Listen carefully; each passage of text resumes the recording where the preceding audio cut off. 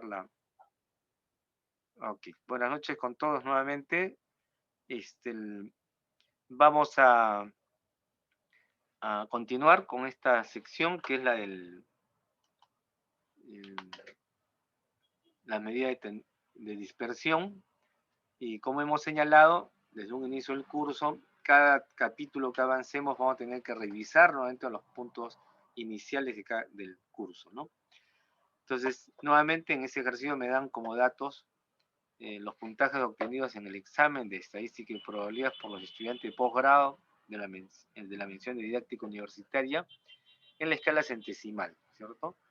Es ficticio, ¿no es cierto?, esta información. Ahora tenemos sistema vigesimal del 0 al 20, acá es del 0 al 100, un poco para ver la cantidad de números, ¿no? Y nos piden determinar la varianza y la desviación estándar y tener el mínimo, máximo, el rango, la simetría y kurtosis, ¿no? E interpretar los resultados obtenidos, ¿ok? Entonces, podemos ir directamente a la solución.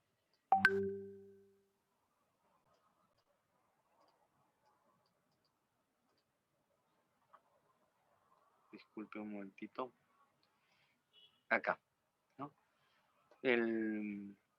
Los datos, ¿no es cierto?, que hemos trabajado, le hemos ordenado, ¿no?, de esta manera para poder visualizar estos datos, ¿no? ¿Qué hemos dicho cuando tenemos un conjunto de datos? En este caso numéricos, ¿no es cierto?, que son calificaciones. O sea, las dos intenciones importantes es n. N, ¿qué cosa es? El número de datos que tengo, ¿no? El número de datos en este caso es 50. Hay ya varias maneras de poderlo encontrar, ¿no es cierto? Vía el conteo simplemente, esta es una matriz, hemos hecho una transpuesta de los datos originales, y tenemos 10 filas y 5 columnas, y me dan 50 datos, ¿no es cierto? O utilizando el contador de Excel, ¿de acuerdo?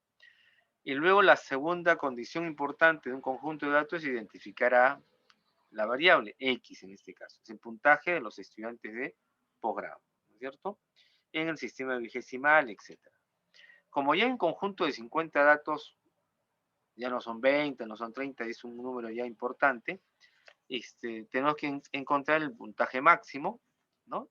También se detecta, está acá, está en la 10ª fila, en la primera columna, es el número 98. Y después por acá en la parte inferior encontramos el valor mínimo, y con eso encontramos el rango, ¿no es cierto?, 65. Como ya decimos que el recorrido es 65, ¿no? Si hubiera salido pues un valor como 10, incluso como máximo 15, diremos, eso puede salir en una hoja, pero como son 65, significa que tendremos que colocar línea por línea, ¿no? Desde el valor 33 hasta el valor 98, ¿no? Entonces sería demasiado amplio, ¿no?, que trasciende a más de una hoja. Entonces por eso se la tiene que agrupar, y para agrupar significa construir los intervalos. Entonces, m es el número de intervalos, estamos utilizando una fórmula con logaritmos, ¿no es cierto? Me sale 6,64 y se redondea, ¿no? Y después de ello, c, que es la amplitud de cada clase, o de cada intervalo de clase. Entonces a veces uno dice la amplitud del intervalo, la amplitud de la clase. Se está refiriendo a la amplitud del intervalo de clase, ¿no?, que es el mayor valor menos el menor valor, en otras palabras, el recorrido entre m, ¿no?, que es el número de intervalos. Hemos redondeado a 10, ¿no?, al final. Y luego lo que hacemos es construir la tabla de frecuencias, por eso decimos la tabla de frecuencias. Entonces acá lo que hacemos es repetir lo que hemos hecho anteriormente, ¿no es cierto? Esta primera columna que está por acá es una columna auxiliar que me permite identificar que hay 7 intervalos en este caso.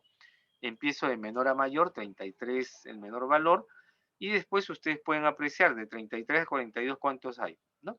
Como no es muy grande, pueden contar 32, 33, 34, 35, 36, 37, 38, 39, 40, 41, ¿no es cierto?, hasta 42, ¿no? Entonces es una amplitud bastante generosa que hemos establecido acá, ¿no es cierto? De tal manera que construimos todos los intervalos hasta el 102, a pesar que hay un 98, creo, el mayor valor, ¿no es cierto? Establecemos la marca de clase, la frecuencia absoluta, la frecuencia relativa, la frecuencia acumulada absoluta, la frecuencia relativa acumulada, la frecuencia porcentual y la frecuencia acumulada también porcentual, ¿no es cierto? Y esto lo que estamos haciendo es repasar estos círculos rojos para que podamos ponerlo como ejemplo, ¿no es cierto?, la lectura. Recuerden que acá hay 21 estudiantes que representan al 42%, que han alcanzado notas desde 33 hasta 62, ¿no es cierto?, puntos. O también se puede decir que hay 21 estudiantes que representan al 42% de los estudiantes y que tienen un puntaje promedio hasta 57,5, ¿de acuerdo? Y luego lo que estoy señalando en esta, llamemos, oval, un círculo aproximadamente, cuando en todos los casos, ¿no es cierto? Cuando yo construyo una tabla, estas columnas son las claves, ¿no? Porque estas columnas son las que se recogen directamente los datos. Cuando ustedes ya lo hacen a modo de resumen, esta tabla, estas columnas que estamos señalando acá, lo hemos sacado de los datos originales, ¿no? Y si ustedes aprecian, el resto de columnas, ¿no es cierto?, se derivan ya de acá, ya no utilizamos los datos originales. Para el cálculo de estas columnas sí utilizamos los datos originales, ¿no?, los datos en general que nos dan allá. Pero el resto de columnas no. Entonces, estoy enfatizando que esto es sumamente importante construir, ¿no? Cuando se construye hay que dedicarle un buen tiempo, ¿no?, el tiempo necesario, mejor dicho, para poder explicar qué es lo que está saliendo, ¿ok? Para no equivocarse en el resto, ¿no?, en el resto de cálculo, además, que vamos a hacer. Entonces, luego de eso, hemos construido algunas tablas que nos permitan, ¿no es cierto?, identificar las columnas necesarias para calcular la media aritmética, la medida y la moda, ¿no? Entonces, esto de acá sigue, ¿no?, como condición básica que hemos indicado hasta la frecuencia absoluta. Y después el resto de columnas son columnas que se van agregando sobre todo el producto Y por F para el cálculo correspondiente de la media aritmética, mediana y la moda. ¿Qué es lo que pasa? Como esto podemos seguir acumulándolo, columna por columna de una hoja, sale demasiado amplio, ¿no? Entonces lo que podemos hacer es copiar una parte de las columnas y pegarlo en otra para establecer otra tabla, ¿no? Eso es lo que hacemos. Entonces acá, solo para el cálculo de la media aritmética, ¿qué se requiere? Repito, esta primera columna es una columna auxiliar, solamente es para reconocer rápidamente los intervalos. Necesitamos la marca de clase, la frecuencia absoluta, y esta columna adicional que estamos creando, Y por F, ¿no? Entonces, ¿qué es lo que se hace? En cada fila, 37,5, que es la primera marca de clase, lo multiplicamos por la frecuencia absoluta 8, y me sale 300. Y así sucesivamente efectuamos la multiplicación de Y por F, ¿no? Y esta suma, ¿no?, de los 7 intervalos, simplemente lo sumamos verticalmente y me queda Y por F, que se obtiene en este caso 3265. Y acá, en esta columna de la frecuencia absoluta, sabemos que es el número n, o la suma de las frecuencias, que sale 50, ¿no? Debe coincidir con 50. Y ya tenemos nosotros, ¿no es cierto?, la fórmula correspondiente a la mediana, perdón, de la media aritmética, que es la suma de 3265 entre 50, y me sale 65,30, ¿no? Como la variable son puntos, el puntaje que obtienen los estudiantes, 65,30 viene a ser puntos, ¿no? Su unidad de medida viene a ser los puntos, ¿no? Que es el promedio encontrado de todas las calificaciones de los estudiantes, ¿no es cierto?, en su examen correspondiente, ¿ok? Ese es primer valor. Ese es algo que ya se tiene que hacer como relativa rutina, ¿no? Luego tenemos qué columna necesitamos para hallar la varianza o el VAR y la desviación estándar, ¿no? Que viene a ser lo mismo, ¿no? Encontramos el VAR, le sacamos la raíz cuadrada y esa viene a ser la desviación estándar, ¿no? Entonces, igual, ¿qué tenemos? La columna auxiliar, ¿no?, la marca de clase, la frecuencia absoluta, ¿no es cierto? Y por F, porque hay que hallar la media aritmética. Y luego observamos que la fórmula es F por Y menos M por A, ¿no? F es la frecuencia que corresponde en cada fila, Y es el valor, ¿no?, de cada variable, en este caso la marca de clase, ¿no es cierto? Y la media aritmética, todo eso al cuadrado. Entonces voy creando Y menos MA. ¿Cómo se calcula Y menos MA? Lo que hago es, Y es 37,5. Ya calculé 35,30, que es la media aritmética. Lo resto. Lo restamos y me sale menos 27,80, ¿no? Para seguir la misma primera fila. Luego lo que hacemos es este resultado, menos 27,80, como sale negativo, lo tengo que elevar al cuadrado. Entonces, una cantidad negativa elevado al cuadrado me va a salir positivo. Esa cantidad que está elevada al cuadrado hay que multiplicarlo por F. F, ¿quién es? Es la frecuencia absoluta, por 8.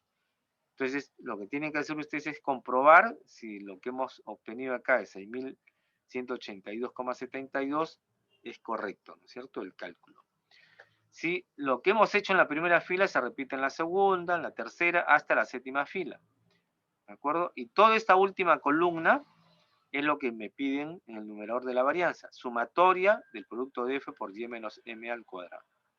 Lo sumo y me sale 15.858 exacto, ¿no? 0, 0.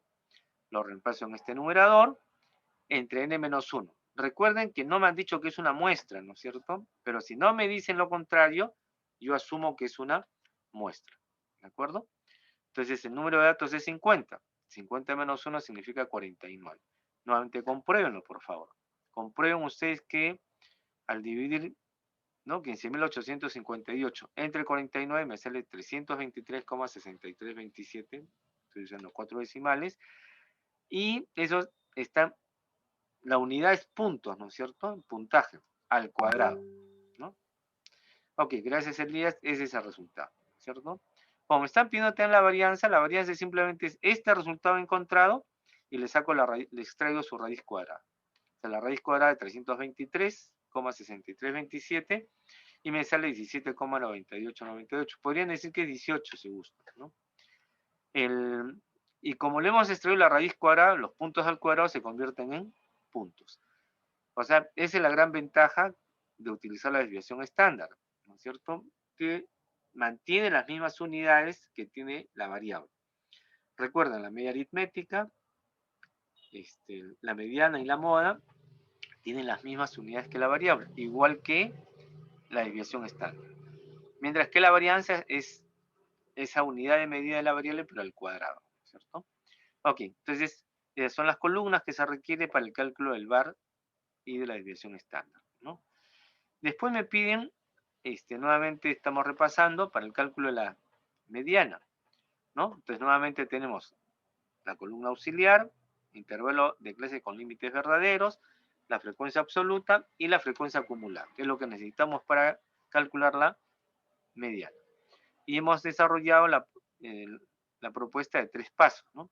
El primer paso es calcular el 50% de n, porque eso es lo que se define la mediana, ¿no? 50% significa 50 entre 100 por n, que en este caso es 50.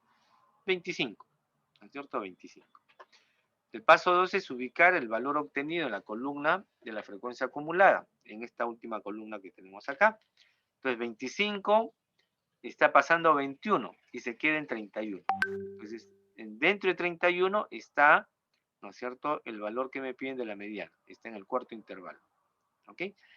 Entonces, y observamos el intervalo con límites verdaderos, que es 62,5, 72,5, el cuarto que está acá, ¿no? Y luego, de manera gráfica, lo que hacemos es construir un trapecio, ¿no es cierto? El punto, la recta paralela a los lados paralelos del trapecio. Al lado izquierdo ponemos la mediana, el nombre de la mediana, y al lado derecho colocamos 25, que es la mitad de los datos, ¿no? Entonces, los vértices del lado izquierdo del trapecio ponemos los extremos del intervalo, 62,5, 72,5. Y en el lado derecho, en los extremos colocamos la frecuencia acumulada antes de 25 y la frecuencia acumulada posterior a 31. Perdón, a 25, disculpa. Entonces, antes de 25 está 21, 21. Después de 25 está 31, 31, ¿no? Y después lo que hacemos es una regla de proporción, ¿no? Que está acá. Esta es la regla de proporción, ¿no? Mediana menos 62,5, numerador. 72,5 menos 62,5 en el denominador. Esta razón debe ser igual a la razón que yo establezca en el lado derecho. 25 menos 21, numerador. 31 menos 21 en el denominador. Esto ya hemos hecho en el capítulo anterior este tema. Ya ustedes hacen el cálculo correspondiente, ¿no? Las operaciones dadas y me sale que la mediana es 66,50, ¿no? Puntos también. ¿Ok? Entonces, vuelvo a repetir, hasta ahora estamos repasando un poco el tema anterior, ¿no es cierto? La clase anterior. En el caso de la moda, de igual manera, ¿no es cierto? Para el cálculo de la moda, ¿no es cierto? ¿Qué se requiere? La columna auxiliar, los intervalos de clase con límites verdaderos, la marca de clase y la frecuencia absoluta, ¿no? Nada más. O sea, lo estoy separando para que vean que eso es lo que se requiere, ¿no es cierto? Dos pasos. El primer paso, un paso prácticamente, ¿no? El término prácticos, bueno, en este caso estoy resolviendo simplemente en términos prácticos, ¿no? Se puede asumir que existen dos modas en las marcas de clase cuarta y quinta, ¿no? ¿Por qué? Porque tienen 10-10 en este caso. Entonces es bimodal, ¿no es cierto? Y lo estamos asumiendo, ¿no es cierto?, que es la marca de clase. El cuarto intervalo es 67,5, acá está. Y en el quinto intervalo, 77,5, ¿no? Y para definirlo como intervalo modal, simplemente ponemos los intervalos con límites verdaderos del cuarto y quinto intervalo. Y ahí está. Es decir, tiene dos modas y eso se le llama bimodal, ¿cierto? Luego, tenemos ya el siguiente pedido que nos piden calcular, ¿no es cierto? La simetría, y para ello utilizaremos la fórmula de Arthur Bowley, ¿no es cierto?, que es con cuartiles, ¿no? Entonces, acá estamos,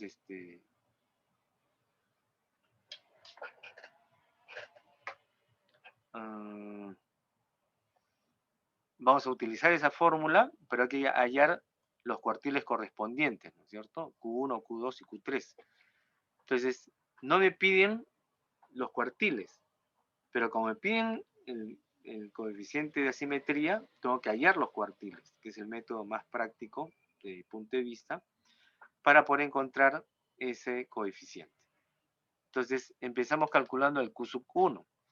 Entonces, todos los fractiles en general, en este caso el cuartil 1, cuartil 2, cuartil 3, se utiliza, ¿no es cierto?, el mismo procedimiento que hemos utilizado para la mediana.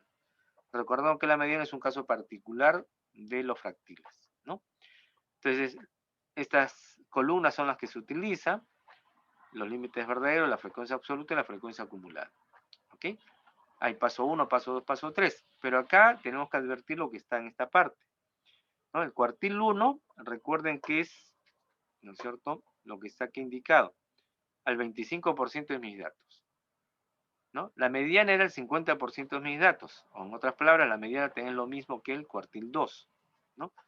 Entonces, en este caso, el cuartil 1 es el 25% de mis datos, por lo tanto, Q1 representa el 25% de los datos y se calcula ese valor que es 12,5, ¿no? Que coincide, o mejor dicho, que es el primer paso, que es para calcular ese valor de la frecuencia correspondiente al 25%, ¿no? La mediana es al 50%, el cuartil 1 es al 25%, ¿no? Y más adelante, cuando calculemos Q sub 3, será pues el 75%, ¿ok? Entonces, calculado el valor de 12,50, lo vemos, en el segundo paso nos dice, lo vemos en la frecuencia acumulada. Está en el segundo intervalo, ¿no? Está antes de 13, después de 8 y antes de 13. Segundo intervalo. Entonces ya sé cuáles son los límites verdaderos, ¿no? 42,5 y 52,5. construyo el trapecio, ¿no es cierto? ¿No? En vez de mediana coloco acá el cuartil 1, los límites de los intervalos, 42,5, 52,5, y en el lado derecho, en los vértices del lado derecho, antes de 12,5 está 8, después de 12,5 está 13, ¿no? Antes está 8 y después está 13. Entonces hago la proporcionalidad, en vez de mediana pongo cuartil 1, y el cuartil 1 me sale finalmente 51,5, ¿no es cierto? Tengo que reiterar la idea. Mira, acá 12,5 está más cerca al 13 que al 8, ¿no? 12,5 está muy cercano a 13. Pero el cuartil 1 me iba a salir cercano a 52,5, así pues 51,5 me sale bastante cercano, ¿no? Y además recordar que el cuartil 1, en este caso, con estos datos, no puede ser ni mayor que 52,5 ni menor que 42,5. Eso les advierto o les hago este comentario para que en caso hagan alguna operación y les sale un valor que está fuera de estos valores, significa que está mal calculado, ¿no? Han hecho algo mal acá, ¿no? En algo se han equivocado, ¿no? En hacer estas operaciones, ¿ok? ¿Qué puede ser? Entonces es cuestión de que se den cuenta. También hacemos el cálculo del cuartil 2. El cuartil 2 estoy demostrando que sale igual que la mediana, 66,5. No lo vamos a repetir, ¿no? El cuartil 3, nuevamente, ¿no? Lo que vamos a indicar es que el cuartil 3 está acá, ¿no? Representa el 75% de mis datos. Entonces, por lo tanto, se calcula el 75% de n, que en este caso es 37,5.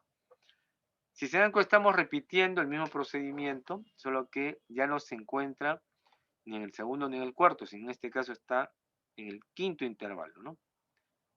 Después del 31 está 41, y entre esos dos valores está 37,5. ¿No? Se aplica el mismo procedimiento, la misma regla del trapecio, y al final me sale 79. ¿No?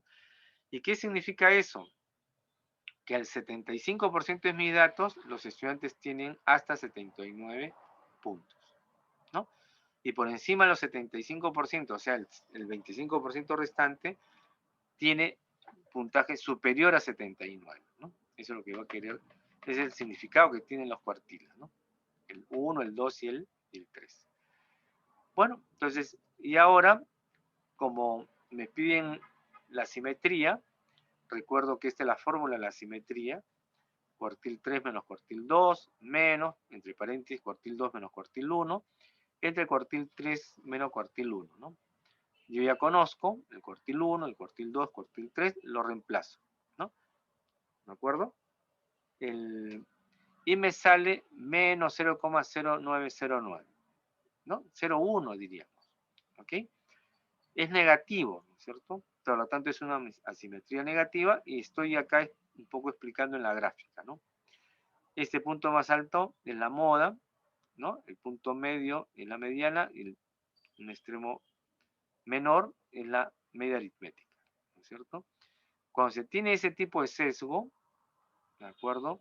La simetría es negativa, nada más. Es el significado. Un poco tengo la orientación, ¿no es cierto?, en el eje horizontal, de cómo se ha movido lo que hemos llamado la curva simétrica, ¿no es cierto? Que después lo vamos a llamar curva normal, ¿ok?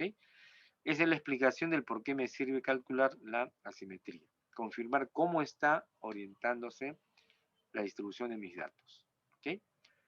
Muy bien, eso es ya para calcular la simetría. Hemos necesitado calcular Q sub 1, Q sub 2 y Q sub 3, ¿no es cierto? Y ahora tenemos, me piden el cálculo de kurtosis, ¿no? Para el cálculo de kurtosis estoy decidiendo también utilizar la fórmula del coeficiente percentil. Y para ello requiero cuartil 1, cuartil 3, que ya lo encontré. Me falta ya el percentil 10, percentil 90, ¿no? Entonces, nuevamente en esta tabla recuerdo qué cosa es el percentil 10, equivale al 10% de mis datos. ¿Ok? Entonces, nuevamente es el mismo procedimiento como si se calculara la mediana o cualquier otro cuartil, ¿no? Entonces, calculé el 10% de n, que significan 5 datos. ¿Ok? Entonces, voy a la columna, ¿no es cierto?, de la frecuencia acumulada y me doy cuenta que está en el primer intervalo, 8, ¿no? 8. Entonces, por lo tanto, el intervalo donde está contenido el percentil 10 está entre 32,5 y 42,5. Desarrollo el trapecio y acá está lo interesante. El lado izquierdo, ¿no?, del trapecio, percentil 10, y en los vértices coloco los valores, ¿no?, que tienen los límites de ese intervalo, 32,5 y 42,5. Pero en el otro lado, 5 es el 10% de mis datos. ¿Cuál es el antes de 5 y después del 5? Aquí hay 8. ¿Antes qué cosa hay? Nada. O sea, no hay datos. En otras palabras, 0. ¿Sí? Si le sale en el primer intervalo, para aplicar la fórmula, el antes del 5 es el 0. Antes del primer intervalo no hay nada, o sea, es 0. ¿Ok? Y después el 5 es el 8, ¿no? Reemplazo en la fórmula y me sale que el percentil es 38,75. Y está entre estos dos valores, ¿no es cierto? 38,75. ¿Ok? Y luego también, por el otro lado, para seguir allá, para insistir en hallar la kurtosis, tengo que hallar el percentil 90. ¿Ok? Igual, en la columna de los percentiles, el 90%, el percentil 90 es el 90% de mis datos, y acá está, ¿no? Nuevamente es como si fuera el cálculo de la mediana, es el mismo esquema, es parte de los fractiles, entonces el 90% de n es 45. Voy a la columna de la frecuencia acumulada, ¿qué cosa encuentro? ¿Dónde los encuentro? Lo encuentro en el sexto intervalo, ¿no? ¿Ok? Elaboro mi trapecio, ¿no es cierto? Hago los cálculos y me sale 89,17. ¿Ok? Como en todos los casos, en todos los fractiles, ¿no es cierto? ¿Qué cosa significa? Que el 90% de mis estudiantes tienen nota hasta 89,17, ¿no? Del 90 al 100 faltan 10%, entonces digo, el 10% restante tiene notas por encima del 89,17 puntos. ¿Ok? Muy bien, pero luego de eso, lo que me están pidiendo es calcular, ¿no es cierto?, la, la simetría, ¿no es cierto? No, que hay un error, no es la simetría, sino la kurtosis, ¿no es cierto? O sea, no simplemente borro esto y digo que es para hallar, perdón, K, que es el coeficiente percentil de kurtosis, ¿sí? Que es esta fórmula que está acá, ¿no? Creo que sí se puede distinguir, ¿no? Pero podemos aumentar el tamaño, ¿no?, para que sea un poco mejor, ¿sí? Esa es la forma, ¿ok? Cuartil 3 menos cuartil 1 entre 2 veces percentil 90 menos percentil 10. Ya tenemos todos los datos, los reemplazamos, ¿no es cierto? Y acá me sale 0,2714, ¿no? Entonces, recordando que 0,263 es curva normal, entonces es muy cerca, ¿no? O sea, 0,27 es 0,26 muy cerca. Entonces, diríamos que es aproximadamente normal, entonces su curva es mesocúrtica, ¿no? O sea, no está ni achatada ni elongada, ¿cierto? Entonces, podemos definir como conclusión esa situación, ¿ok? Y bueno, luego, ¿no es cierto? Hasta acá creo que es lo que me han pedido, ¿no? Este dice el ejercicio número 4, ¿no? Como se han dado cuenta, hemos repasado desde cómo identificar el número de datos, la variable, identificar la variable, y después construir la tabla de frecuencias, y después necesariamente tenemos que pasar por el cálculo de la mediana, la moda, la media aritmética, y después los fractiles para hallar la simetría y la kurtosis. ¿Ok? Entonces ahora regresamos a la fila de ejercicios y tenemos el cuarto ejercicio acá, ¿no? Dice los estudiantes de la carrera de Ingeniería de Sistemas e Informática realizan un experimento en el tiempo, que es el tiempo de respuesta en milisegundos de 3 tipos diferentes de circuitos de computadores personales, ¿no? Obteniéndose los siguientes resultados, ¿no? El tipo de circuito A, ¿no? Observaron en milisegundos su respuesta en 19, 22, etcétera, ¿no? O sea, es un diseño, una circuitería en el cual aplican el estímulo y quieren la respuesta, ¿no es cierto? Y se mide, o sea, cuánto tiempo es la reacción, ¿cierto? Y se está midiendo tanto en el circuito A, B y C. Y se hacen 2, 4, 6, 8, 9 mediciones en cada uno, ¿no? En cada circuito. Hallar la media, mediana y moda, ¿no? De cada cálculo que se ha hecho por el tipo de circuito. ¿Cuál de los tres de los tipos de circuitos tiene una media más representativa, ¿no? A, B o C. Hay el segundo coeficiente de asimetría para cada circuito. Construir un diagrama de cajas para cada uno de los circuitos. Vamos a ver. Entonces, muy bien. Entonces ya tenemos las preguntas y vemos la respuesta. Okay. La respuesta está en una sola diapositiva, ¿no? Lo que quisiera es que ustedes comprueben esos resultados, ¿no? Esas diapositivas ya lo han tenido tiempo atrás, lo podrían comprobar. Entonces, lo que estaba horizontal, ¿no? Lo hemos convertido en una matriz vertical, ¿no? Los tipos de circuitos A, B y C, las observaciones en milisegundos, y aquí hemos hallado la media aritmética, la mediana, la moda, la desviación estándar, y ya está el cálculo de la simetría acá, pero realmente el procedimiento ha sido acá. El segundo coeficiente de asimetría de Pearson es la fórmula que está acá establecida, ¿no?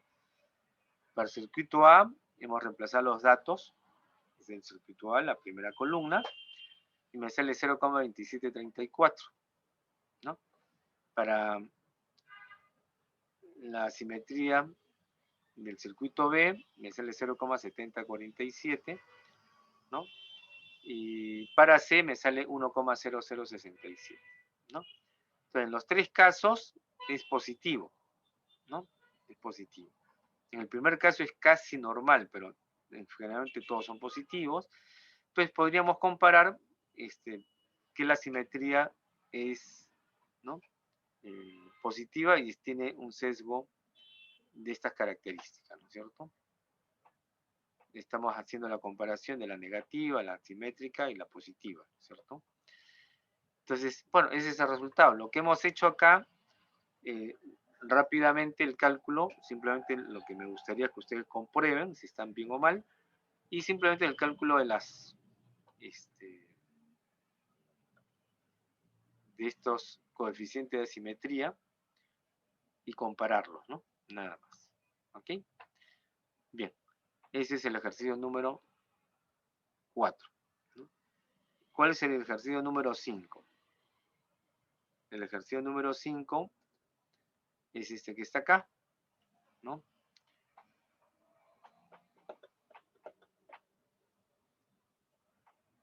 Dice: el Departamento de Recursos Humanos de una universidad particular realizó un estudio sobre los salarios de 120 empleados, ¿no? Lo cual obtuvo los siguientes resultados, ¿no? Salarios semanales entre 180 y 220 soles son 12 empleados, ¿no? Salario semanal de 221 a 261 soles es de 30 empleados, y así sucesivamente, ¿no? Nos piden calcular el primer coeficiente de Pearson y el coeficiente de Kurtosis, ¿no? Nada más. ¿Ok? Entonces podemos irnos a la diapositiva donde está la solución. Ahí está, ¿no? Nuevamente lo que tenemos ahí es los cálculos que me gustaría que ustedes también lo comprueben, ¿no? Hemos generado la marca de clase, ¿no es cierto? Acá estas dos columnas que son los salarios son los datos originales. Esta es la marca de clase. Este es el número de empleados. Confirmamos que son 120, ¿no es cierto? Y recuerden que para el primer coeficiente de Pearson requiero conocer la media aritmética, la moda, la desviación estándar correspondiente. Entonces tengo que construir todo lo que sea necesario para ello. El Y por F, la marca de clase por la frecuencia, lo requiero para hallar la media aritmética, ¿no es cierto? Que ustedes multiplican 200 por 120, 2400, ¿no? Primera fila. Y así sucesivamente, suman verticalmente y me sale 34.086, ¿no? Y la media aritmética simplemente, este resultado lo divido entre 120, ¿no? Ahí está, ¿no? 34.086 entre 120 me sale 284.05, ¿no? Soles de ingreso semanal, ¿no? Ese sería el promedio. Esta es la frecuencia acumulada, ¿no es cierto? Y acá he obviado el procedimiento y le hemos calculado de 282,50, ¿no? Y la moda, ¿no es cierto? El de mayor frecuencia viene a ser 36, ¿no? Entonces 282 viene a ser la moda, ¿no? Directamente. No hemos utilizado fórmula en el caso de la moda, ¿no? Esto, la media aritmética, mediana y moda, está acá, pero me falta la desviación estándar. Ok, hallamos la definición estándar, requiero ya directamente f por y menos media aritmética al cuadrado, ¿no es cierto? Y menos media aritmética es 200 menos 284,5, lo hemos elevado al cuadrado y lo multiplicado por f, que es 12. Entonces nos hemos ahorrado varias columnas, ¿no es cierto? Para el cálculo más rápido de este ejercicio. Y así fila por fila, al final me sale esta suma, ¿no es cierto? Y recuerden que esa suma dividido entre n menos 1 me da la varianza, 2.453 y pico, ¿no? Le saco la raíz cuadrada y me sale la desviación estándar, ¿no? Ok. Entonces con eso ya puedo hallar el primer coeficiente de Pearson, que viene a ser media menos moda entre desviación estándar, me sale 0,04139, muy cerca a 0, ¿no? Muy cerca a 0. Y después el coeficiente kurtosis, ¿no es cierto? Tengo que ir un A sub 4, que es M sub 4 entre S a la cuarta. S a la cuarta es el var al cuadrado, ¿no? La varianza al cuadrado. Este valor obtenido lo elevo al cuadrado, ¿no? Y después esa es una fórmula M sub 4, que simplemente espero que no sea complicado para ustedes. Para satisfacción de ustedes, esto no le voy a pedir en el examen de mañana, ¿ya? Simplemente es para saber cómo se calcula, cómo se utiliza. Me sale este valor y este es el A sub 4, ¿no? Y me sale este valor correspondiente, ¿ok? Entonces, las curvas se pueden clasificar, como hemos señalado, en tres grupos, según el signo de la kurtosis, es decir, según la forma de distribución, ¿no? Y esto estoy repitiendo que es la lepticúrtica, la mesocúrtica y la platicúrtica, y como A sub 4 es 2, y pico, que es mayor que 0, estamos hablando de una curva de este tipo, ¿no es cierto? La mesocúrtica es la normal, la simétrica, la platicúrtica es la que tiene forma en plato que está achatada, y la leptocúrtica, cuando es mayor que 0, significa que ese valor, cuando es mayor que 0, tiene esta forma, ¿no? Está elongada, ¿no? O sea, la mayoría de los datos están muy cerca a la media aritmética. Acá en la platicúrtica, ¿no? Está concentrado fuera o distante a la media que está en el medio, ¿ok? Los datos. Muy bien, entonces con eso ya hemos resuelto el problema número 5. Claro, nos ahorramos mucho porque no hemos hecho cálculos, ¿no es cierto? Pero me gustaría que ustedes también hagan las pruebas correspondientes, ¿no? Ok, vamos al ejercicio número 6.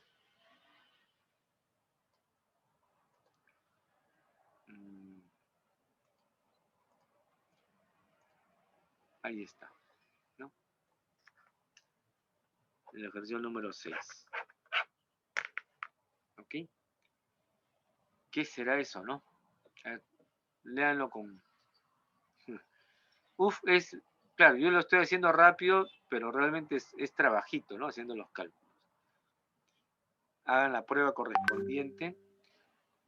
Si estuviéramos en un ciclo, digamos, normal, lo podemos hacer cálculo por cálculo, pero yo les pido, ¿no es cierto?, que lo confirmen o verifiquen ustedes en sus horas, ¿no?, que se llaman asincrónicas, ¿no?, de actividad. Cuando es trabajo virtual, las clases son sincrónicas. Las sincrónicas son las tipo conferencia, la que estamos realizando ahora, y las asincrónicas son aquellas que no es sin videoconferencia, ¿no? Es por actividad. Entonces, en este caso, yo les dejo pequeñas actividades que espero que lo estén cumpliendo, ¿no es cierto? Bien. Entonces, veamos el ejercicio número 6.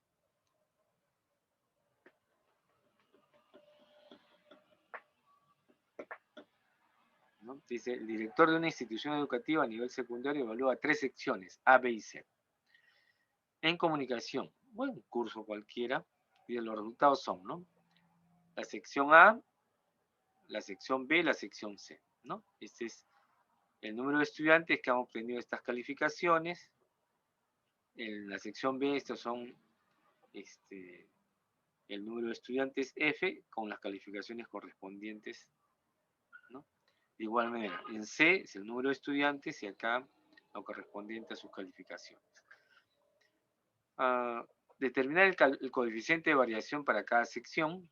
Coeficiente de variación, ¿qué es lo que se requiere? La desviación estándar y la media, ¿no?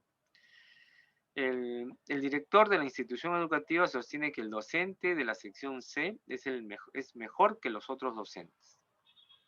¿Es correcto esta afirmación? ¿Por qué lo dice?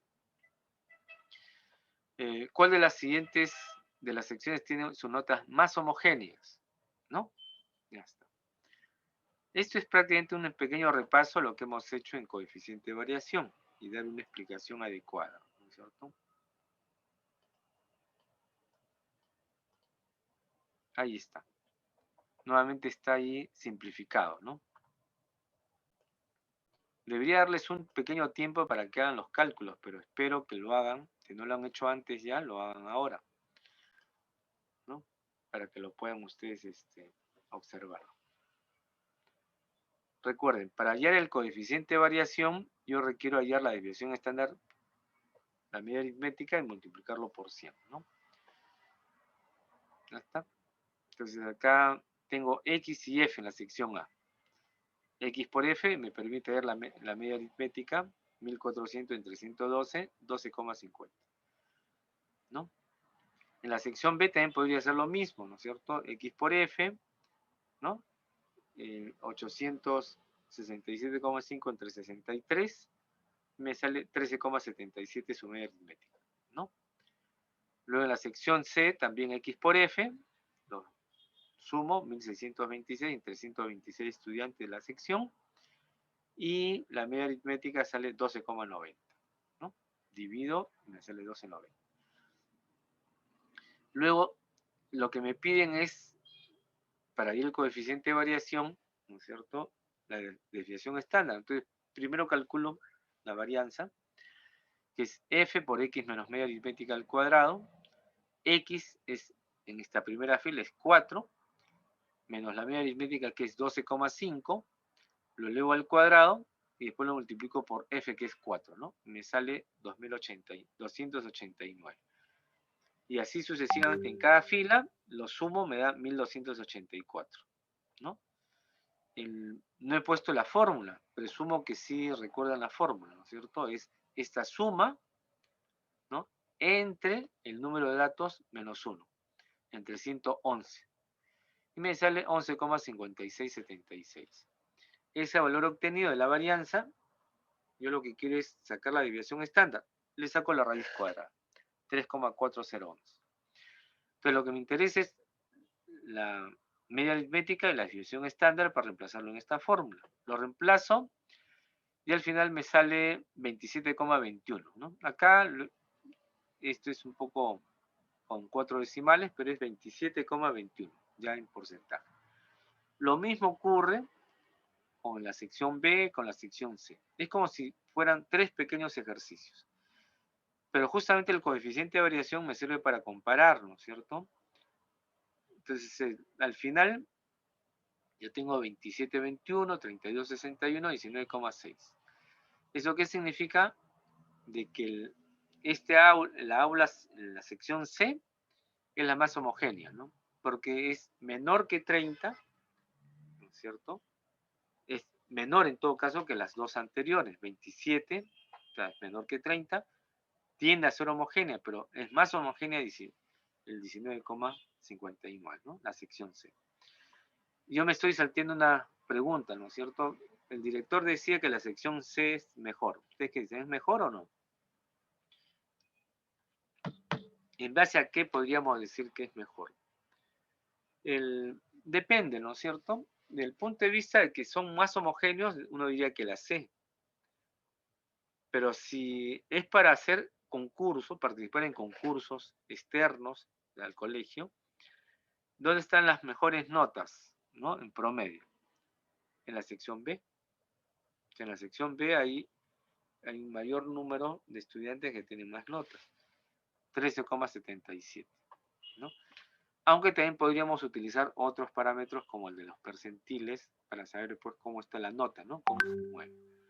Pero yo creo que un buen indicador viene a ser esto que está acá, ¿no? Que hay alumnos que tienen promedios más altos. ¿Ok? Bien.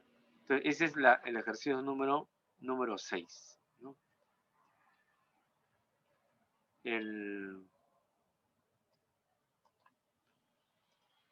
Y ese es el número 7.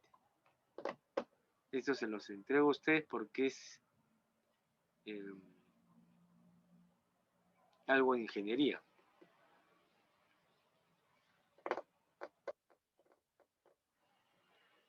Son las 8:38. Podemos hacer un pequeño break, ¿qué les parece? Sí, profe. Jóvenes, Está bien, claro que sí. por favor, gracias. Entonces, ¿a qué hora estaríamos regresando? Mm, Ah, 10 para las 9. Un 10 poquito para, más. sí, ¿no? 5 para las 9. ¿Ya? 5 para las 9.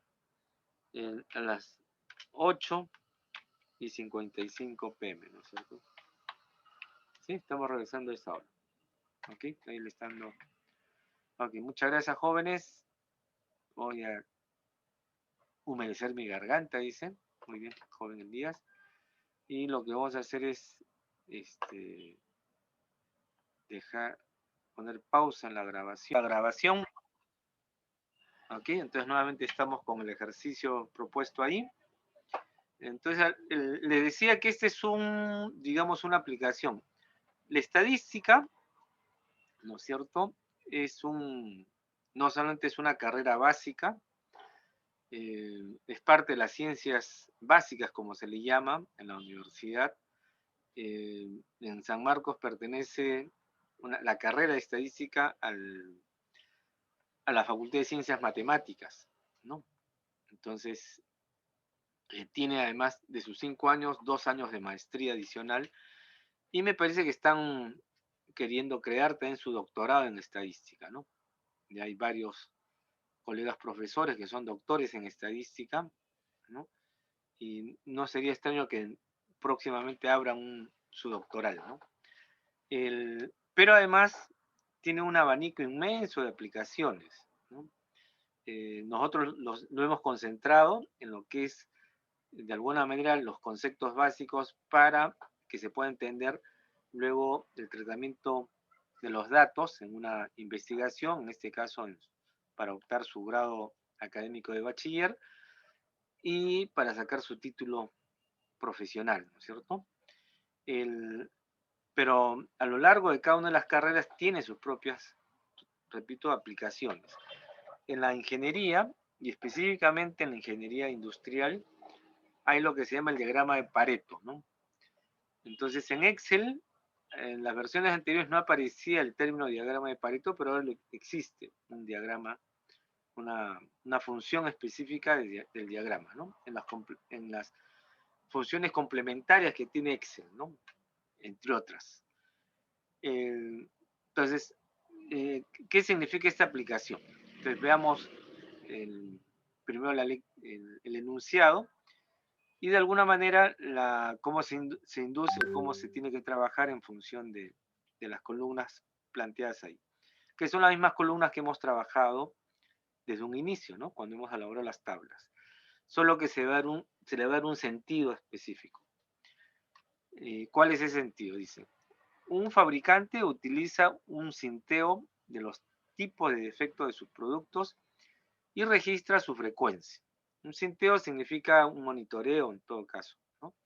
Y detectar qué tipo de fallas tiene. Desea analizar su incidencia en la producción con un diagrama de Pareto, le llamo, ¿no?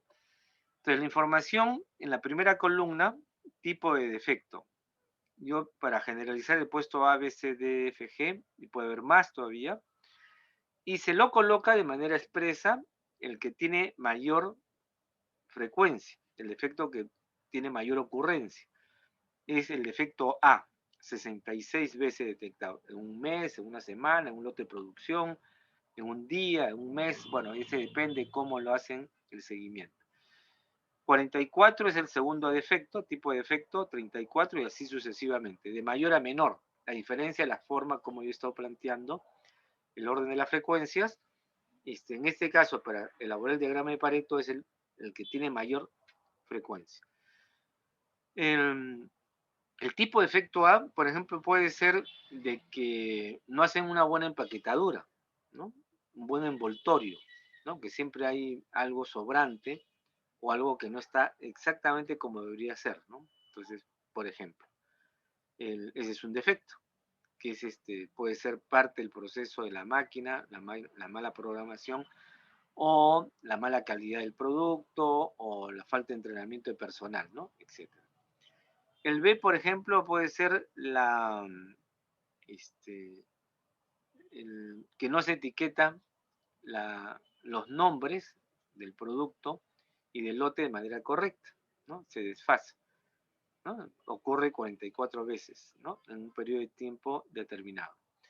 Y así, ¿no es cierto?, van detectando todos los errores que se tiene de un producto, ¿no? Y bueno, ¿y eso para qué sirve? ¿No? ¿Para qué es útil?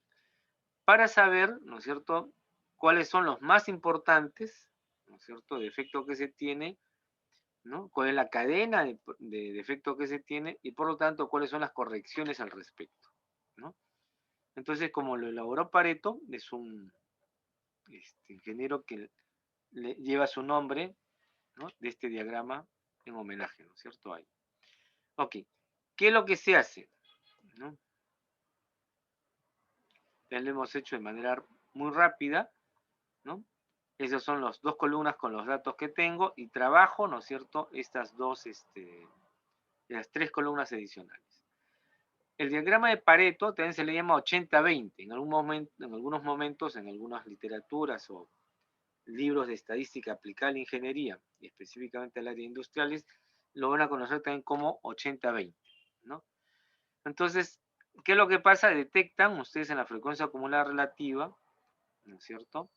Se hace un diagrama, como digo, de Pareto, en el cual están, por un lado, las barras, ¿no es cierto?, de las frecuencias relativas, y por el otro lado un diagrama, en este caso la línea roja, ¿de acuerdo?, de el porcentaje acumulado, ¿ok? El porcentaje acumulado. Se cruza, ¿no? Se lo cruza, acá exactamente no hay 80, sino hay aproximadamente 72% y se cruza en este punto, ¿no? Entonces, por lo tanto, el que hace la reorientación, capacitación, diagnóstico, la situación de ese producto, dice A, B y C son lo que tiene que resolverse, ¿no? El defecto A, el defecto B, el defecto C, ¿no? E informa a la gerencia de producción, o bueno, a la gerencia que corresponda, o la jefatura del área que corresponda, le dicen, acá están los problemas más agudos, ¿no?, que tenemos que detectar. Son estos tres, el A, el B y el C. Entonces ahí se evalúa, se hace el diagnóstico, ¿no es cierto? Repito, se evalúa si es máquina, si es software o programación, si es personal, si es calidad de los materiales, porque de repente también es defectuoso eso. Entonces se va detectando cuáles son las causas que provocan esos defectos para su corrección. Ustedes pueden ver en muchos productos que compramos nosotros, que son lotes que nos venden y que a veces vienen fallados, ¿no? A ver,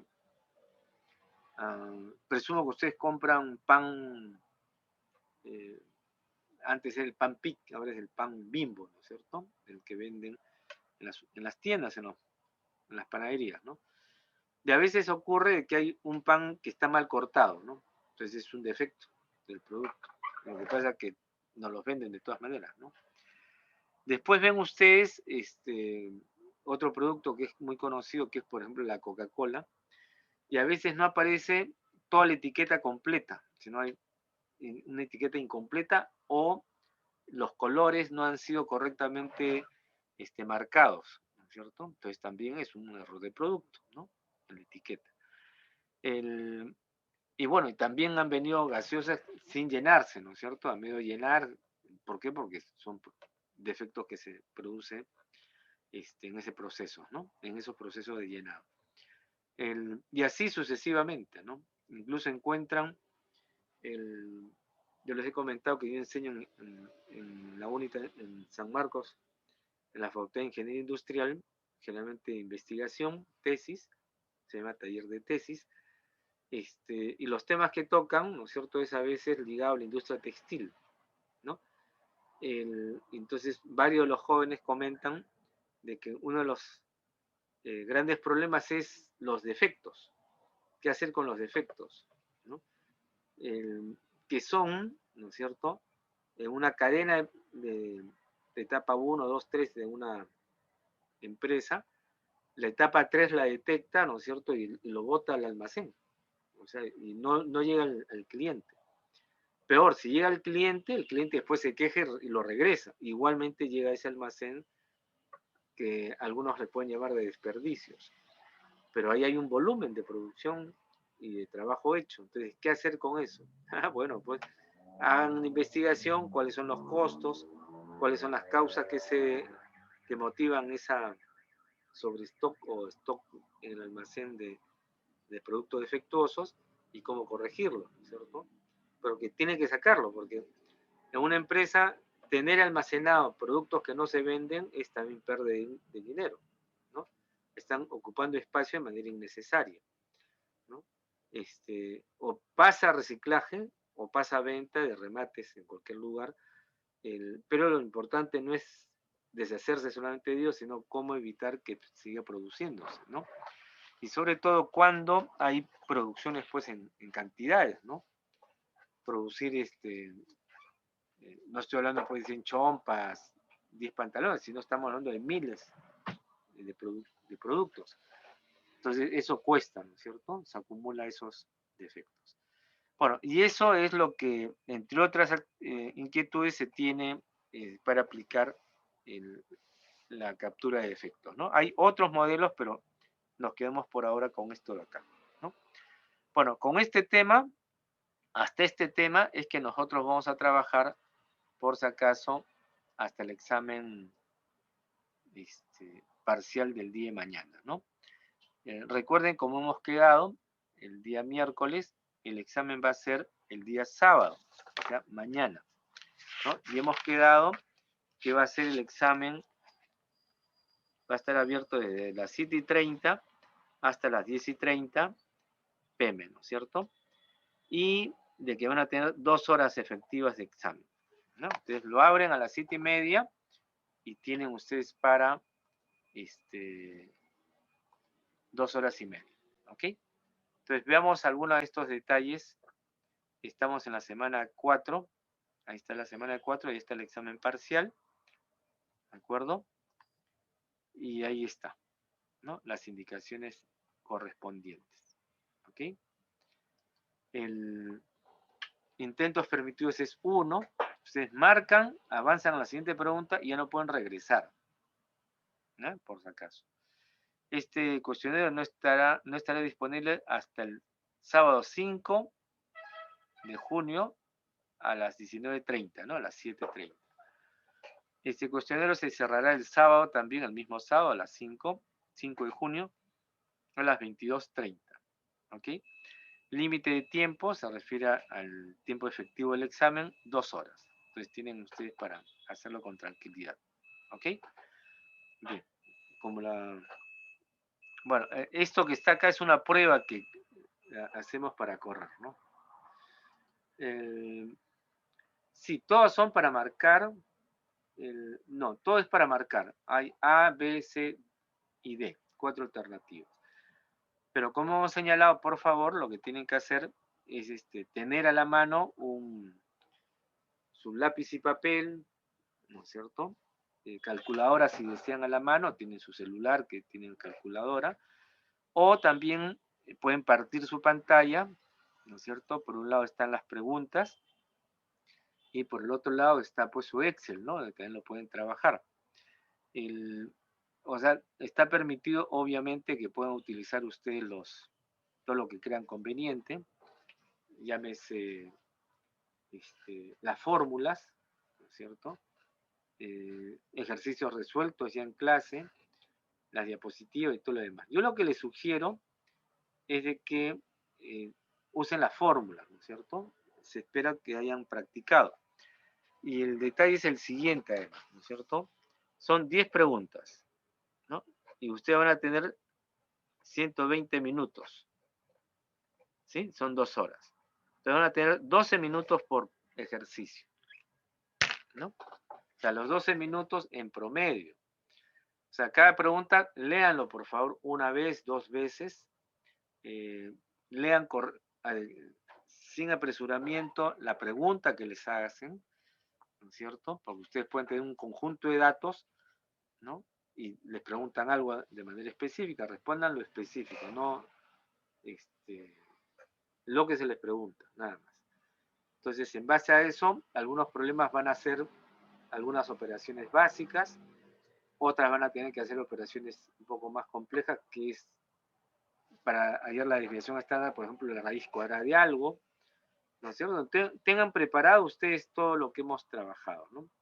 Cómo se calculan los cuartiles, los percentiles, los quintiles, etcétera, los coeficientes de variación, todo lo demás, y repito, respondan lo que se les pregunta, ¿no es cierto? Entonces, algunos problemas, como les digo, en promedio son 12 minutos, pero puede ocurrir que un problema lo puedan resolver pues en 5 minutos, ¿no? Entonces tienen 7 minutos más para tenerlo trabajando en otro problema, ¿no? Entonces podrían tener hasta 17, 20 minutos para otro problema, ¿no? Entonces, que no les gane la ansiedad ni el apremio, ¿no es cierto? ¿Sí? Bueno, ustedes ya tienen algo, presumo, de experiencia en este trabajo, de resolver el examen virtual, y bueno, y háganlo con calma, ¿no es cierto? No entren pues muy tarde, entren 7:30, 8, pues entren, ¿no? A más tardar, y tienen esas 2 horas. Y bueno, esperemos que tengan, no creo que se desaprueben, ¿no? Recuerden que además esta es una de las notas, tienen el trabajo monográfico, tienen el trabajo del promedio de prácticas que les he mandado desarrollar, y la asistencia, que también es parte de la calificación, ¿no es cierto? Entonces, por lo tanto, ese es algo que ustedes tienen que trabajar, ¿ya? Con calma y buen humor, ¿sí? ¿Alguna pregunta o otra pregunta adicional?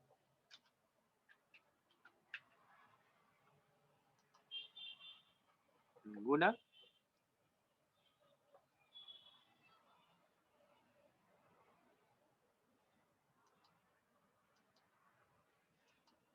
La asistencia, falta uno, pero delante estábamos todos los presentes, ahora me parece que falta uno.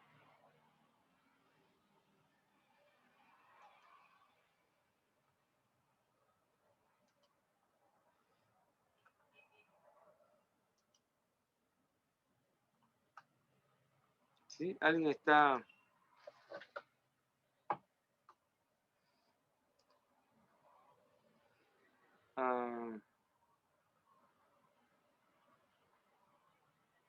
Ahora hay dos preguntas. Tengo un video de Pareto, a ver si es que puede entrar para que lo puedan ver. Y dice, profesor, ¿podría subir al aula virtual el esquema del trabajo? ¿No hemos trabajado el esquema del trabajo? Ah, lo hemos trabajado, pero no les he alcanzado, supongo. A eso se refiere.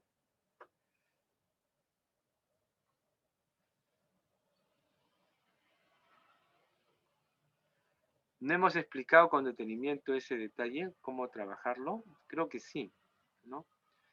Ya, voy a, de todas maneras, estoy buscando dónde está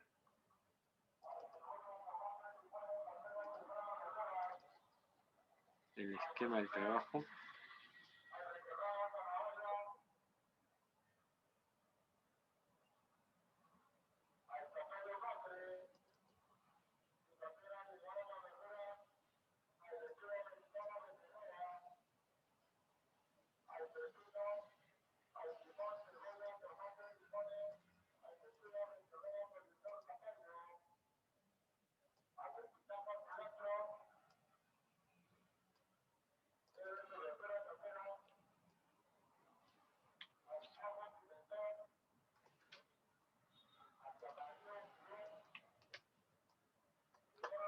¿Les parece si se los subo al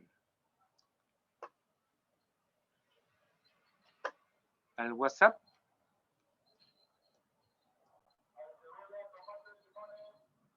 Ok.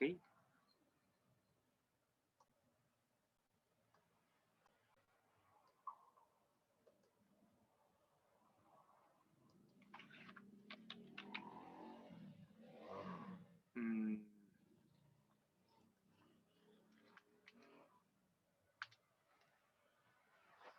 ¿Pueden hacerme recordar cuál es el WhatsApp, por favor, de esa estadística? Porque tengo varios cursos de estadística.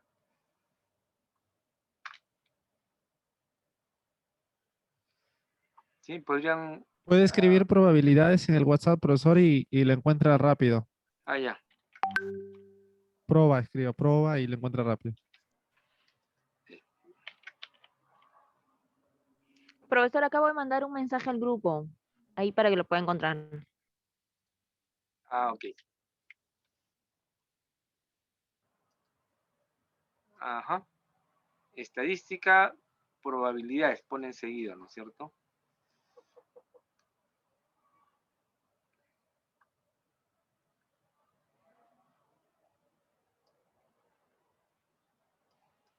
Y Mimi me ha mandado aquí, profe, ¿no es cierto?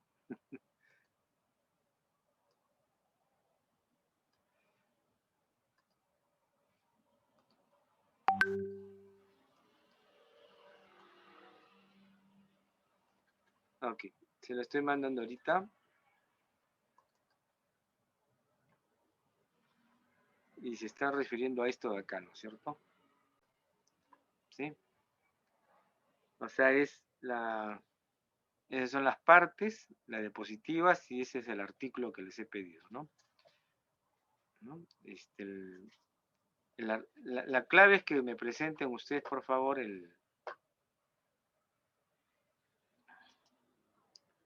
la monografía, la diapositiva es el artículo.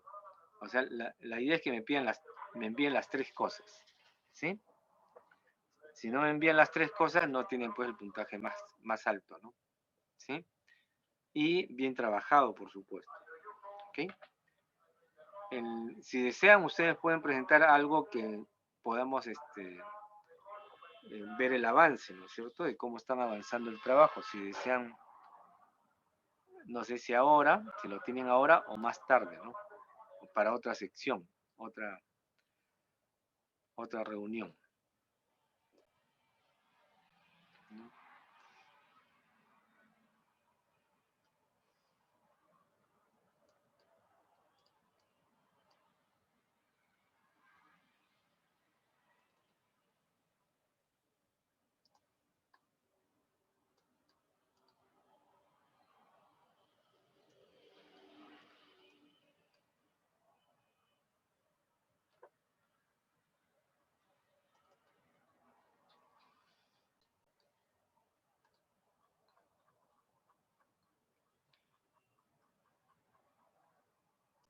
Esto no viene en el examen, pero es un tema que vale la pena que ustedes lo puedan trabajar o ver, ¿no es cierto? Ustedes, como les he dicho, como futuros ingenieros de sistemas, tienen no uno, sino muchos nichos laborales, ¿no es cierto? En cada institución pública y privada, pero veamos la pública, en las municipalidades, distritales y provinciales, en cada dependencia, si llamamos el Ministerio de Educación, tienen organismos regionales, locales, donde se requiere gente especializada, ¿no es cierto?, en informática. Entonces ustedes tienen un espacio laboral ahí. Y ahora con mayor razón, todas las instituciones sí o sí tienen que manejar reuniones virtuales, directivas virtuales, ¿no? Muchas cosas de manera virtual, y yo no creo que regresemos, por ejemplo, en el campo educativo, a las clases presenciales. En el mejor de los casos van a ser semipresenciales. Y a nivel de, llamemos, educación superior, lo más probable es que sea para laboratorios, ¿no es cierto? Pero clases yo creo que ya estamos en una dinámica de este tipo, ¿no?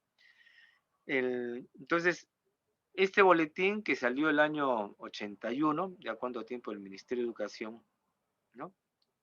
En el año 2001, perdón, estamos hablando ya de casi 20 años, ¿no es cierto? Ya pasaron los 20 años. Y estos son los resultados, ¿no? De Perú en el primer estudio internacional comparativo de la UNESCO sobre el lenguaje, matemática y factores asociados en tercer y cuarto grado de primaria, ¿no? Entonces, es un estudio, ¿no es cierto?, que van construyendo un modelo estadístico que es este que está acá, ¿no? Que es por ahí está su nombre, el de cajas, le llaman, ¿no? Box plots, ¿no? Le llaman. Y este es un esquema interesante. No sé si se logra ver todo, ¿no? Hay una jerga o términos estadísticos que ya lo pueden ustedes reconocer, ¿no es cierto?, por lo que hemos estudiado ahora, ¿no? Para que lo vean de manera más nítida. Esto acá se llama box plot, o en castellano le ponen una caja con bigotes, ¿no? Entonces esto acá es una especie de boca, y los dos costaditos vienen a ser los bigotes, ¿no? Se llaman de bigotes también, ¿no? Entonces acá se combina todo lo que hemos estudiado, ¿no es cierto?, de manera interesante. Estas líneas, esta línea continua, ¿no es cierto?, viene a ser la media aritmética. Y en este caso es la mitad de la nota máxima del examen, que fue de 500 puntos, ¿no? Como si fuera la nota probatoria, ¿no? Esta escala. Y las líneas punteadas, ¿no?, es la dispersión que tiene esta nota, que es de 50 en 50. En otras palabras, es lo que debería ser la desviación estándar, ¿no? 50-50. Se construye la media de 250 y su desviación estándar de 50. Y esa es una especie de escala, ¿no? De escala. Y la figura, lo que está acá adentro, ¿no es cierto?, si ustedes se dan cuenta, en la caja, ¿no es cierto?, tiene en medio una línea blanca y es el 50% de mis datos, ¿no? Entonces el valor que tiene este 50% significa que es la mediana. El 75% es el cuartil 3. El 25%, ¿cómo se llama? El cuartil 1. En otras palabras, en la caja está el cuartil 1, cuartil 2, cuartil 3, ¿no? Solo que a este cuartil se le llama mediana, ¿no? Cuartil 2. Y en los extremos hay dos calificaciones, 10% y 90%. ¿Qué significa el 10%? El percentil 10, o el decil 10 también. Y el 90% es el percentil 90 o el decil 9, ¿no? Entonces, acá combinan, ¿no?, las medidas de centralización con los fractiles, ¿no? y gráficamente se visualiza. Si la nota mínima fue 250, este fue el país de Colombia, ¿no es cierto? El 50% de sus estudiantes tiene esta nota, acá, ¿no? Hacia abajo. Tiene el 50% de estudiantes tienen menos de 250 puntos en el examen. Está bonito, ¿no? Ok. Y si queremos, ¿y para qué sirve esta caja? Es una expresión gráfica nada más, que sirve para estudiar esto. Esto es los resultados del lenguaje de tercer grado, ¿no? Hay mediana, como hemos dicho, la línea blanca. Este es un cuadrito, ¿no es cierto? Un bigote.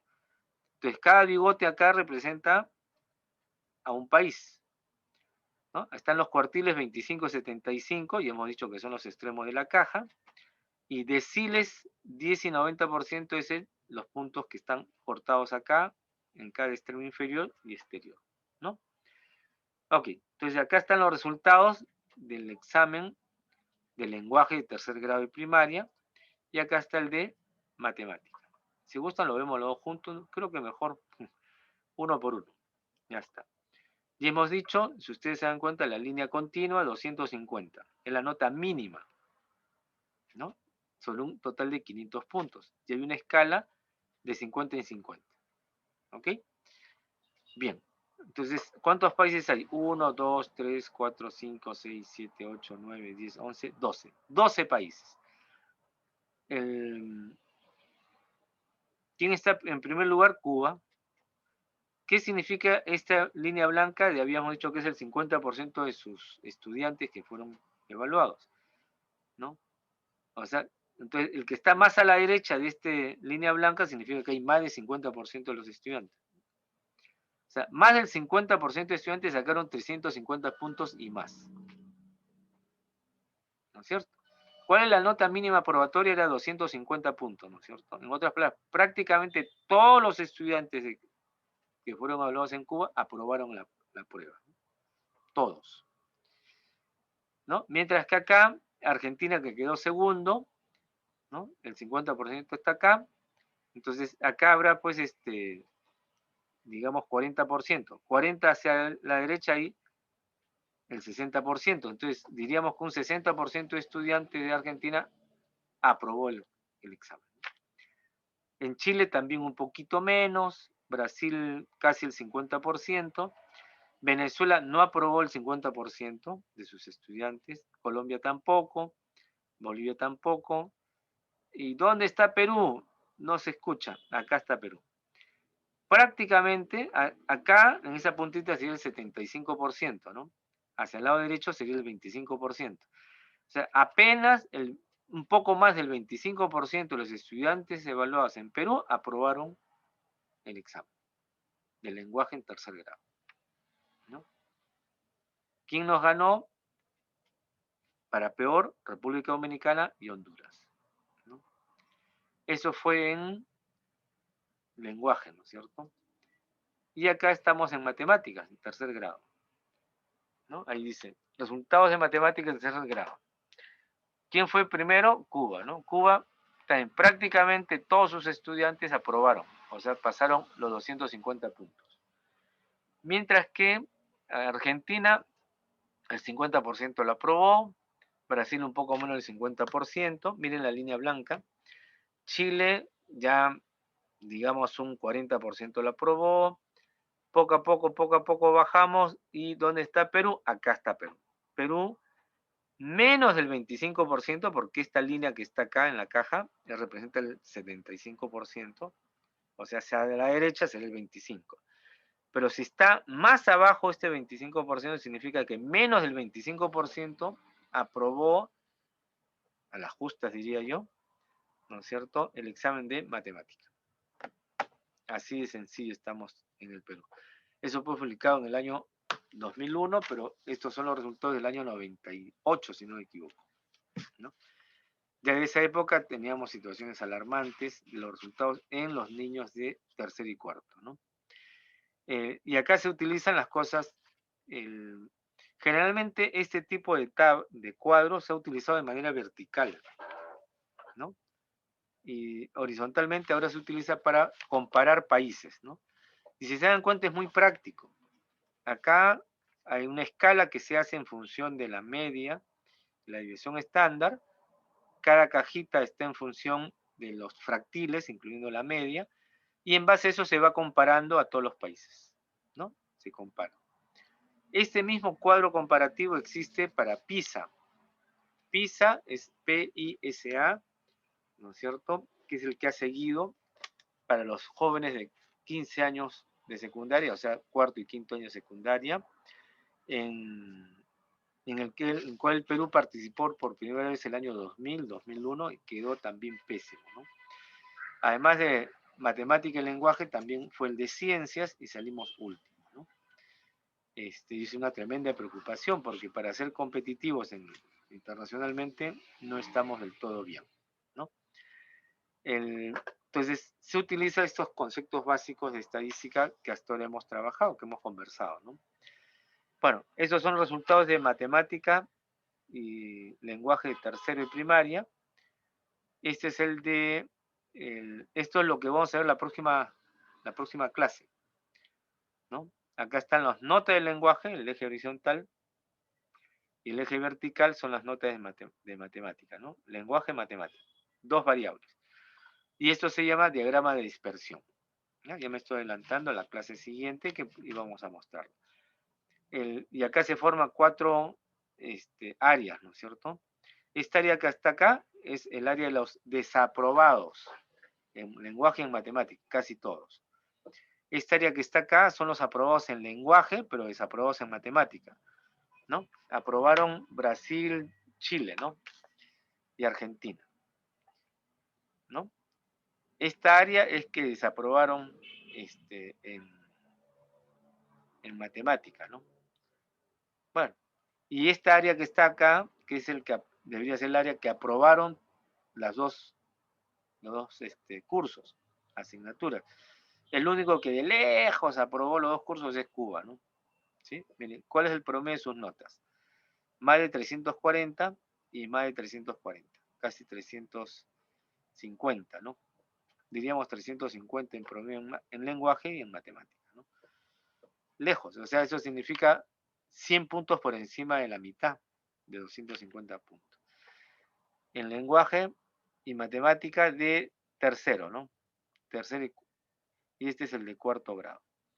¿No? El de cuarto grado se mejora un poco, pero igual el Perú sigue en la zona de desaprobados en ambos cursos, ¿no? Sí, sí, pues Lías, los bien desaprobados, sí, ¿no? Bueno, y después se utiliza también las barras, ¿no es cierto?, para otros conceptos. Acá se utiliza para las megaciudades, ¿no es cierto? Acá podríamos decir que la única megaciudad que tiene Perú es Lima. Entonces, cuando dicen acá Perú, sube un poco, ¿no es cierto? En lenguaje resulta que estábamos terceros contando desde abajo. Acá está un poco, levanta, ¿no es cierto? O sea, Lima, de ahí se explica por qué muchas familias envían a sus hijos a estudiar a Lima, ¿no? Desde ese tiempo atrás. En matemáticas sí nos subimos mucho, ¿no es cierto? Este Perú, como es mega ciudad, la única mega ciudad es Lima, ¿no es cierto? No está. El área rural, Perú sigue último. Ojo. Por eso hay una preocupación, ¿no es cierto? Se supone del Estado, de los gobiernos, en la educación rural, ¿no? Bueno, seguimos todavía con esas deficiencias, ¿no? Esto es igual mega ciudad, resultados de matemáticas, ¿no? Perú sigue último, esto es Lima, ¿no? Esto en la zona urbana crecemos un poco y Perú en el área rural en matemáticas también sigue pésimo, ¿no? Y hay una que es interesante por tipo de administración. Si es público, ¿no es cierto? Perú se mantiene, ¿no es cierto? No sube ni baja, pero en educación privada sube. Por eso es que hay padres de familia que prefieren también incluir, esto estamos hablando de tercero y cuarto de primaria, ¿no? Matricularlos en colegios privados, ¿no? Esto es en matemática, en gestión pública, ¿no es cierto? Perú último en matemáticas, o sea, y en matemáticas Perú sube un poco, ¿no? Ahora, Cuba no tiene educación privada, dicho sea de paso, ¿no? En América Latina, Cuba no tiene eso, solamente tiene educación pública. Y creo que son los únicos que, bueno, esos son los cuadros de estudiación de otro tipo, ¿no? Pero lo que me interesa por ahora es uno, revisar estos conceptos que se aplican, lo que hemos estudiado de fractiles, y lo que vamos a ver la próxima semana, este tipo de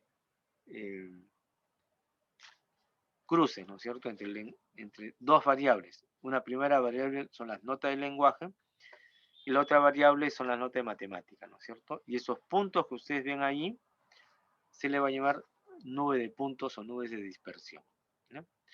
Ok, es lo que quería comentarles al respecto, ¿no? Esto está en el boletín. Ustedes lo pueden digitar o si gusta se los puedo mandar, tenga ahorita su correo, ¿no? No, al WhatsApp, perdón, ¿no? Les puedo enviar para que lo tengan en consideración, ¿no? Ahí está. ¿Ok? Bien.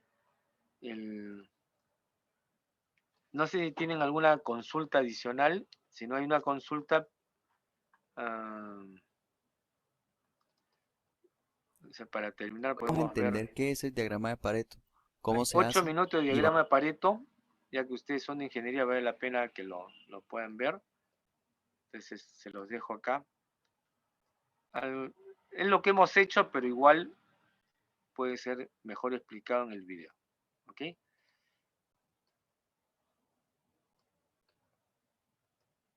Lo vamos a visualizar. Ahí estamos. Hoy vamos a entender qué es el diagrama de Pareto, cómo se hace y elaborar un ejemplo en su aplicación en Excel.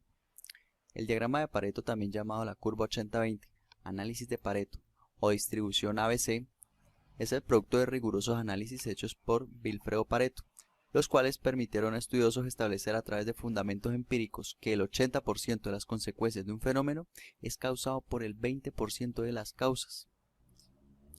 Esto que te he dicho se conoce como la regla de Pareto. Pero entonces, ¿qué es el diagrama de Pareto? Es la expresión de la regla hecha a través de un diagrama de barras, la cual concentra las causas en orden descendiente, lo que nos permite es identificar cuál es ese 80% que genera los problemas para concentrar nuestros esfuerzos en su solución. Si nos vamos a una empresa, ¿para qué nos sirve el diagrama de Pareto? Bueno, vale aclarar que se usa en multitud de campos, considerándolo como una de las 7 herramientas de calidad, nos permite llevar a cabo la mejora continua, evidenciar cómo está una situación antes y después de ser intervenida, y analizar y priorizar problemas. Pero te estarás preguntando, ¿cómo hacer un diagrama de Pareto? Primero que todo, define qué es lo que quieres hacer, en qué situación te encuentras, cuál es la situación, problema o fenómeno por analizar.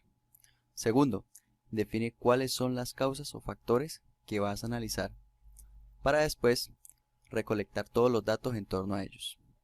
En el tercer paso, los datos recolectados los vas a ordenar de mayor a menor. Y con esto ya podrás en el cuarto paso comenzar a realizar los cálculos necesarios. Vas a calcular el acumulado, el porcentaje y el porcentaje acumulado. Así, finalmente, conseguirás graficar el diagrama de Pareto. Tus causas estarán en el eje X. En el eje Y izquierdo colocarás el acumulado. Y en el eje Y derecho tendrás el porcentaje acumulado. ¿Qué queda entonces por hacer? Analizar y tomar las decisiones respectivas. Todo esto lo vamos a comprender mejor con un ejemplo. Primero que todo tenemos que determinar ¿Cuál es la situación que se está presentando? ¿Cuál es el fenómeno de análisis que vamos a resolver? En este caso tenemos un aumento de 35% en las quejas y reclamos recibidas en el trimestre 3 del año en curso. Es un aumento importante, por lo tanto hay que pasar a determinar por qué está ocurriendo, cuál es su solución. Entonces, determinamos por qué ocurre, cuáles son las principales quejas que se están presentando. Tenemos por una revisión de los buzones de quejas de los PQRS que hay 10 tipos de quejas principales.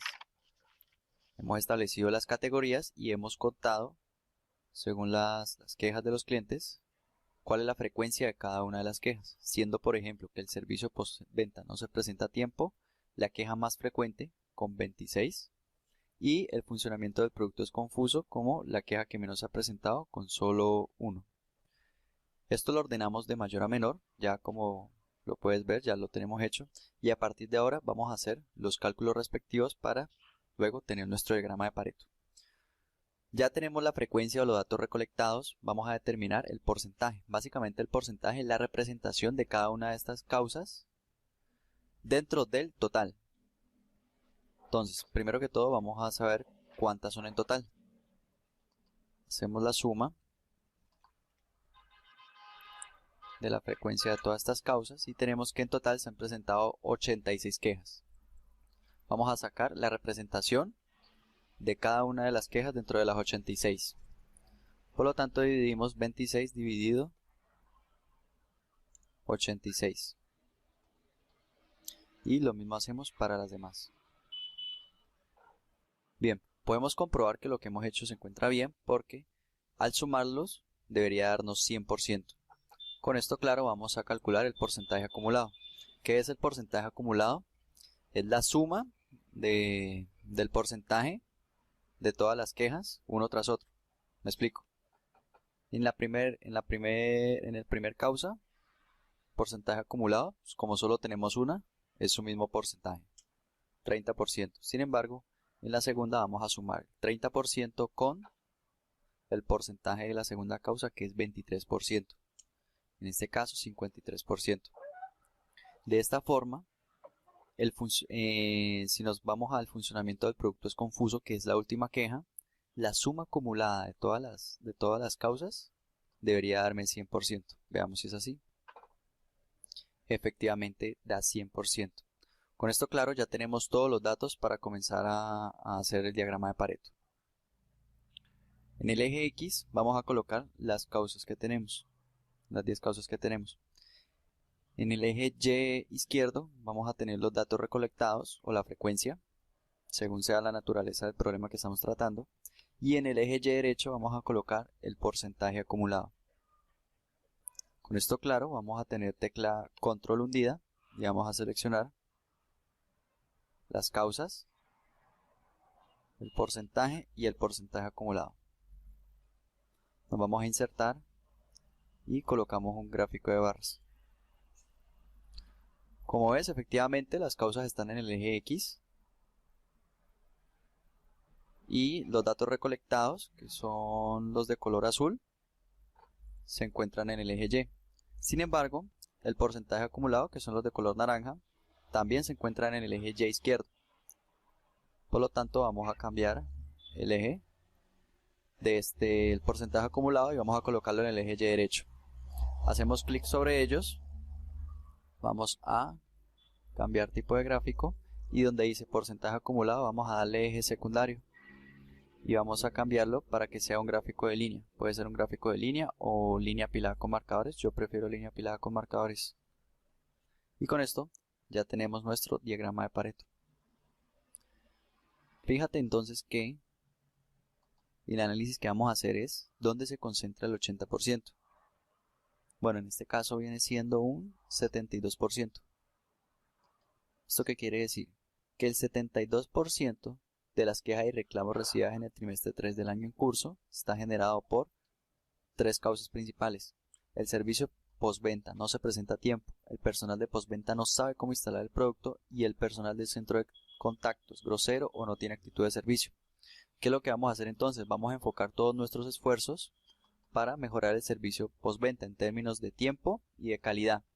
Además de esos, no sé, me imagino que podemos hacer nuevas capacitaciones, instalar nuevas formas de medición para determinar qué tan bueno es el servicio que está prestando el personal del centro de contacto. Son ejemplos de algunas acciones que podemos hacer. Lo que hagamos tiene que solucionar el foco de lo que origina todo el problema, que en este caso son las 3 primeras causas. Bien, con esto claro, ya tenemos terminado nuestro diagrama de Pareto. Por supuesto podemos hacer otros análisis, por supuesto podemos enfocarnos en resolver estas 3 causas y después volver a aplicar el diagrama de Pareto para resolver las causas anteriores. Desde Ingenio Empresa hemos preparado una plantilla de diagrama de Pareto que te permitirá hacer todo este trabajo de forma automática. Lo único que tendrás que hacer es escribir cuáles son las causas en torno al fenómeno que estás analizando y la frecuencia o los datos recolectados de cada una de ellas. Con esto, y por medio de los cálculos automáticos, podrás obtener el diagrama de Pareto para que puedas analizarlo. Lo que tienes que hacer es ingresar a ingenioempresa.com/diagrama de Pareto y en la parte de abajo irte a la plantilla de Excel diagrama de Pareto y solo tendrás que descargarla.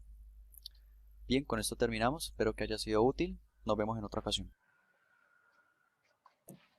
Hoy vamos a entender qué es el diagrama de Pareto, cómo se hace. Bueno, ya tienen la referencia para que puedan utilizarlo. Como les digo, hay diversidad de aplicaciones, ¿no es cierto? No hay de qué, estimado Elías. Todo depende de la orientación donde se van a dar. Aplicar ustedes y cuál va a ser el nicho laboral donde están peleándola, ¿no es cierto? Un poco la idea está por ahí. Ok. No quiero avanzar más sobre el curso. Quiero que se concentren en las tareas del examen. Entonces, si no hay ninguna otra consulta, podemos quedar hasta acá, ¿no? Para que descansen para el día de mañana, ¿ok? ¿Alguna consulta, estimados jóvenes? Bestial. Entonces nos estamos viendo. Bueno, yo mañana no estoy, por si acaso, ustedes tienen que... en general, todo está trabajado bien, no hay consulta, el único problema que puede ocurrir es que se le pierda la señal de internet justo en ese periodo del examen. Entonces, eso tendrán que avisarme, pues, ¿no es cierto? Y vemos cómo subsanar ese problema, ¿ok? Ya queda a mi cargo cómo resolver esos problemas, porque lamentablemente a veces ocurre. Espero que no ocurra porque saquen el máximo provecho, el examen está muy digerible, saquen el jugo, ¿no? Creo que les he comentado que sí vale la pena que si ustedes saben que tienen un recorte de suministro de energía eléctrica el día de mañana, vayan a un lugar, a la abuelita, al tío, al amigo, ¿no es cierto? Para que puedan trabajarlo ahí con su máquina, ¿no? Con su equipo. Y por supuesto, tomando las precauciones del caso, la seguridad sanitaria de los cuidados que de todas tienen que tener, ¿no es cierto? Bueno, entonces yo le doy esa sugerencia. Bueno, si no, ya veremos cómo reemplazamos la nota que no he podido dar por motivos de estas dificultades, ¿no es cierto? Pero esperemos que no ocurra eso. Esperemos que tengan un buen examen. Y bueno, ya nos estamos viendo la próxima semana. ¿Ok? Bien, buena suerte. Voten a conciencia. Ya hay solamente 2 candidaturas el día domingo. Y esperemos ya el próximo miércoles ya estar con un nuevo presidente o presidenta, como también se dice.